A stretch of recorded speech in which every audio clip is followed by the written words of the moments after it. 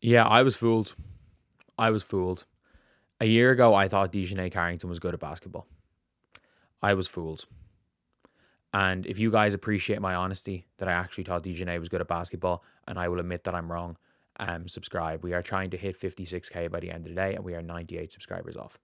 But lads, Dijonai Carrington is just terrible at basketball. She's not a good defender. She can't shoot. She's not a good scorer at the rim. She can't really dribble. She has low IQ. She is a decent, she's a good rebounding guard, I guess, and she's good in transition. I thought she was good at basketball because AT and the sun whistle made it look like she could play defense. No, she just runs around hacking people. She has a really good ability to hand check with her left hand while swiping across your body with her right hand, hitting all body and getting away with no calls. She makes highlight defensive plays and honestly, she gets a couple of chase down blocks, but she's more likely to get a chase down volleyball spike to the opponent's head than she is to get a chase down block. And she's athletic. I will give her that. Dijonai is athletic. She is not good at basketball. On the year, I actually can't believe she's averaging 10.4 points per game. She is doing it on 35% from the field and 26% from three. What in the Andre Roberson is this? Like, she is shooting Andre Roberson shooting percentages without Andre Roberson defense. At least Andre Roberson could lock down. And she's on a max. This is like imagine if the Thunder gave a worse version of Andre Roberson a max contract. She was supposed to be. She's been benched. She got benched for the fourth quarter of the last game. She scored 4 points against Indiana. 4 points. And, like, I'm actually shocked that she's averaging 10.5 points per game in a season. She's down 2 points per game. But last season, she shot 40% from the field. The season before, she shot 37% from three. So I thought her 25% from three was just like a blip. Because I'm like, I thought she would have been the perfect player from the Fever. Because I'm like, she's locked down. She runs. She's like, she plays hard. She's tough. I don't know. I don't know about any of that. Like, she averages a half a block a game. Thankfully, she is now averaging more blocks than flagrant fouls per game.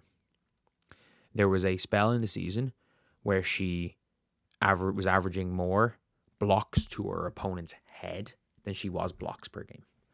1.1 steals per game is crazy for somebody who lives on steals.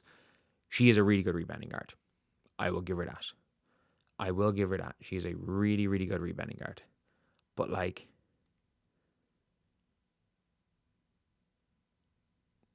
she's not good at the sport of basketball. She's suspect handle.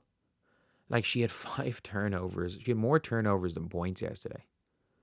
She's averaging 2.5 turnovers to 1.8 assists. She's a guard. Like, she's not. It's like a 1.5 to 1 turnover to assist ratio. Like, that's horrendous. It's absolutely horrendous. And, like, last year she was near 1-to-1. She was positive the year before that. Yeah, in her first 2 years when she was a second round pick coming off the bench and for the first couple of years. But, like, she was close to 1-to-1 last year. She's averaging barely more assists, but, like, 0.6 more turnovers per game. She's down a half a steal per game. Her rebound's been the same.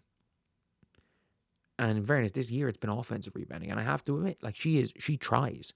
She is an energy player, but, like, she doesn't do anything positive for a team.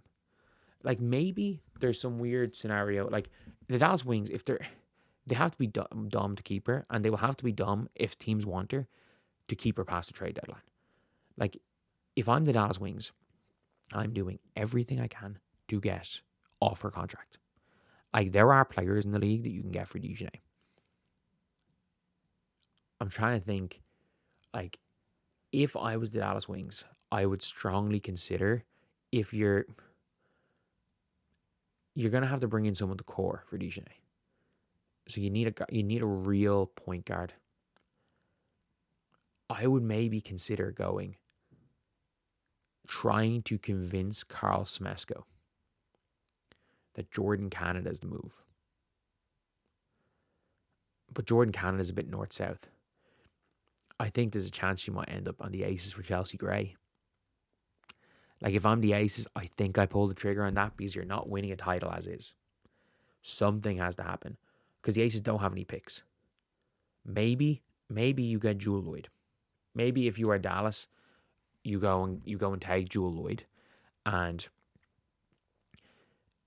I don't even think they actually have enough cap space for Jewel Lloyd. If we're being honest, I don't actually think they have the cap space for it. But maybe you take Jewel Lloyd and you find a second round pick that the Aces have somewhere, and you just are like, it doesn't matter, we're going to lose either way, so let's just go and get some asset for her contract. But there's not that many players. Like Paige's development is Paige is fine. You don't need to worry about development of her. But Dijonai just did this in a game. She just did this in a game. Like, she did a 2K glitch spin move. Like, if you guys remember in 2K21, there was a glitch spin move. If you ever played 2K, she did the 2K glitch spin move in real life and then threw the ball nearly over the backboard and then complained about the foul. She just did this weird glitchy. She tried to do the hop, skip, and jump while spinning. She tried to do the hop, skip, and jump. Like, that's the only way I can describe this. She literally tried to do a spinning hop, skip, and jump and then just flew off the court and nearly threw it over the backboard. Like, and what score was it at this stage in the game? They're down 11 at the end of the third quarter. And by the way, do you want to know when she did this? Do you want to know when she did this as well? Like, this is what we were talking about, like the dumbest, like low IQ shit. There is a half a second difference between the game and the shot clock to end the third quarter. So they should be dribbling at the clock to get the last shot of the quarter. She does this and the Indiana Fever go and score, and instead of it being potentially a 9-point game going into fourth or an 8-point game, they hit a 3, they're down 13 going into fourth. And then they brought it back to 6. So if suddenly there was a 4-point swing there in that play, if they just waited it out and ran it, instead of giving the Fever another chance, that bringing it back to 6 might have been 2 and it's a ball game. I'm not saying this play lost in the game. I'm just using this play as a point that she is one of the lowest IQ players in this entire league. So I want to shout out to Alyssa Thomas, Dawana Bonner, and Stephanie White for making Dijonai Carrington look like she might have been an all-star, because Dijonai Carrington stinks. Like, she actually sucks. Like, I understand that she's got this stan group that every single time the ball lands in her hands, they want to quote her as she's the best player in the world. And, you know, she's got that shoe deal, making a hell of a lot of money, making a hell of a lot more money than me. You know what? Like, you got in on the Caitlin Clark story. You became the villain. And you know what? The first 3 times you played Caitlin Clark, you got the better of her. Dijonai 1,000,000% got the better of her 3 times in a row. Unfortunately now, Dijonai Carrington is just not good enough at basketball to keep in the Caitlin Clark story. Like, Angel Reese, like, as much as we're like, there's a level gap between a healthy Caitlin Clark and a healthy Angel Reese, and healthy Caitlin Clark's way better. Healthy Angel Reese is at least an all-star. Healthy Dijonai Carrington, even fully healthy, is a bench player for the literal worst team in the WNBA. And yes, I'm saying the Dallas Wings are worse than the Connecticut Sun.